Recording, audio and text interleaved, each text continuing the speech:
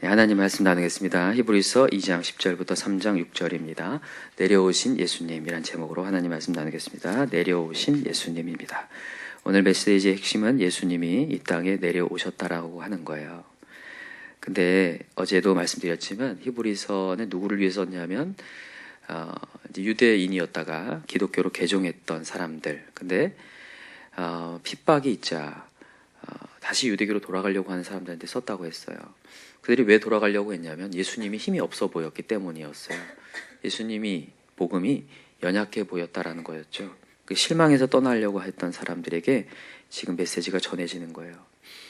예수님이 연약해지시고 낮아지신 이유는 그분이 힘이 없어서가 아니라 실력이 없어서가 아니라 우리를 구원하려고 하는 거였다라는 거죠.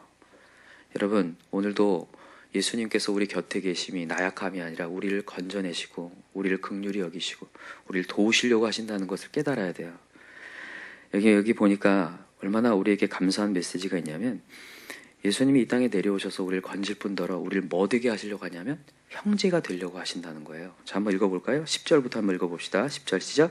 그러므로 만물이 그를 위하여 또한 그러니까 많은 아들들을 이끌어 영광에 들어가게 하시는 일에 그들의 구원의 창시자를 고난을 통하여 온전하게 하심이 합당하도다. 야, 구원의 창시자, 여기 네모 박스 좀 해놓을까요? 구원의 창시자. 우리 예수님이 우리의 구원의 창시자래요. 구원의 창조의 길을 열었다는 거예요. 얼마나 감사한 일입니까? 게다가 11절 시작. 거룩하게 하시는 이와 거룩하게 함을 입은 자들이 다 한 근원에서 난지라. 그러므로 형제라 부르시기를 부끄러워하지 아니하시고. 형제라 부르기를 부끄러워하지 아니하셨대요. 예수님이 우리 보고 형제라는 거예요. 이게 얼마나 감사한 거예요. 근데 예수님이 우리를 부끄러워 여기지 않으셨다는 거예요.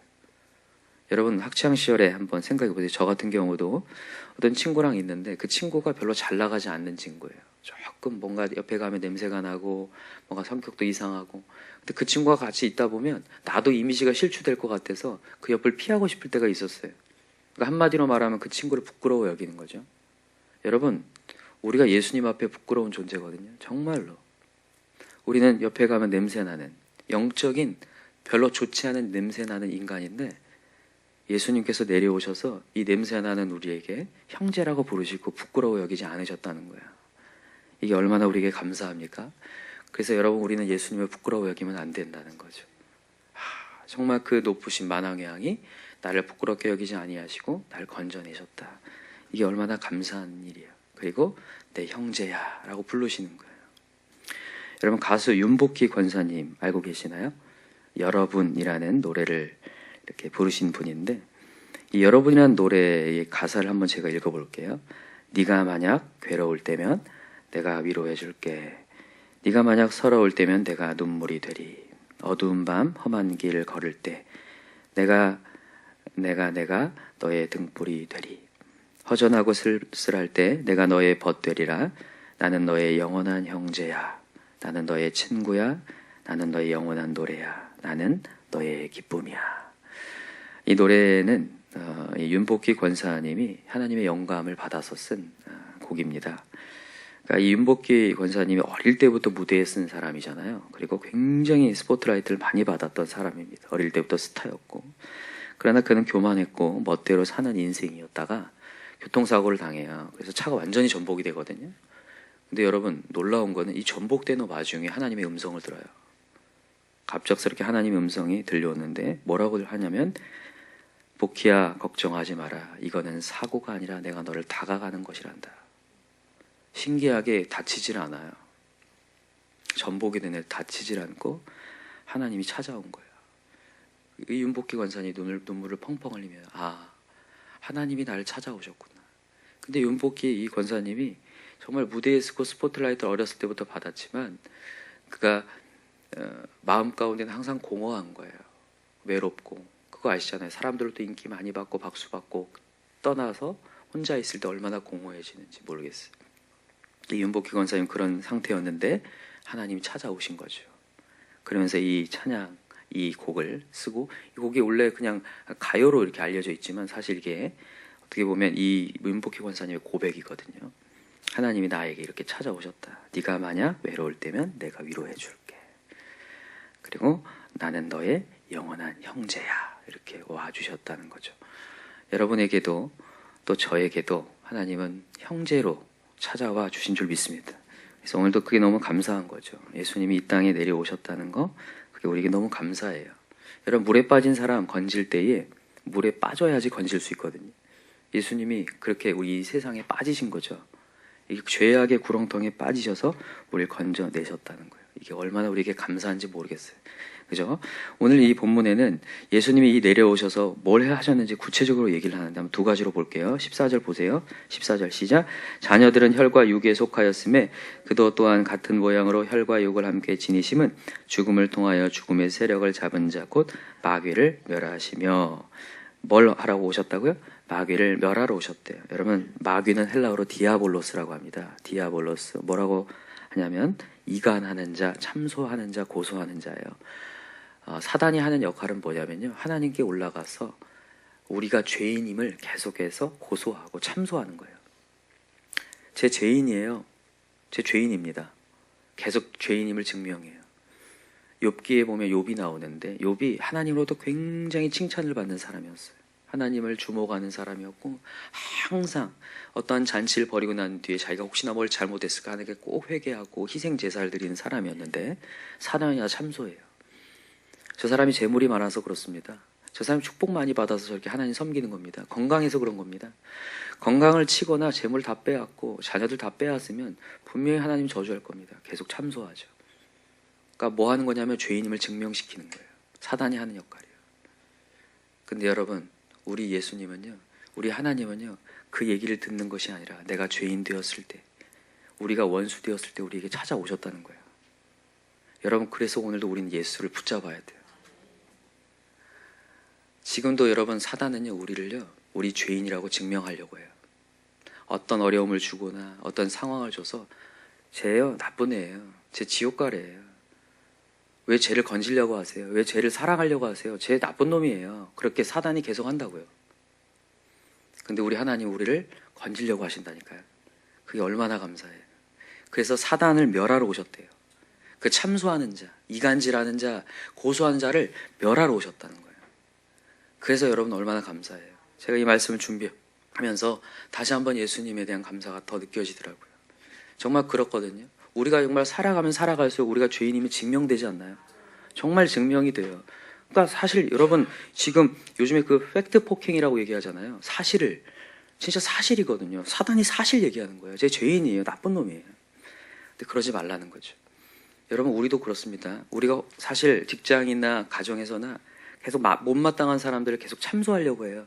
이상한 애예요. 뭐 어때요? 계속 하려고 하는데 여러분, 그러지 말라는 거예요. 우리 하나님은 그러지 않으셨기.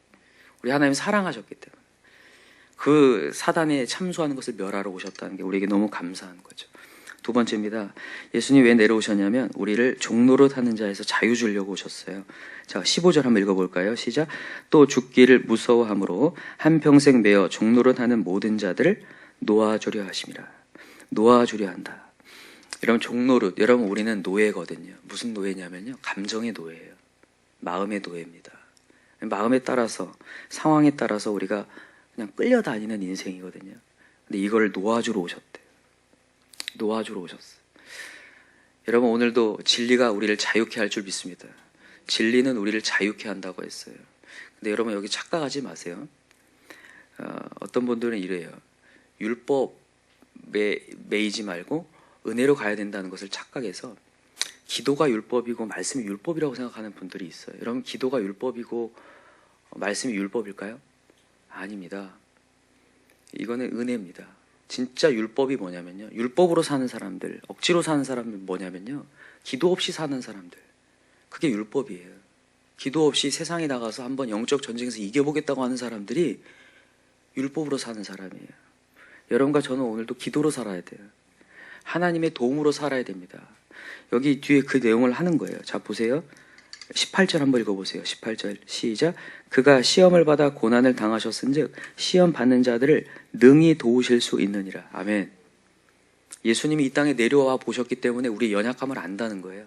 그래서 능히 도우실 수 있대요. 여러분, 그래서 오늘도 영적 전쟁 혼자 나가서 하시면 안 됩니다. 신앙생활 절대 혼자 할 수 없어요.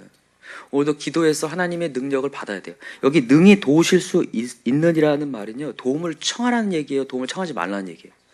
도움을 청하라는 얘기예요. 구하라는 얘기예요. 찾으라는 얘기예요. 영적 전쟁 이기려면 하나님께 기도해서 무기를 받아서 가라는 얘기예요. 하나님 마음 지켜서 가라는, 능히 도우실 수 있느니라 이렇게 얘기하셨거든요. 그래서 3절을 보세요. 3장 1절을 보세요. 3장 1절 시작.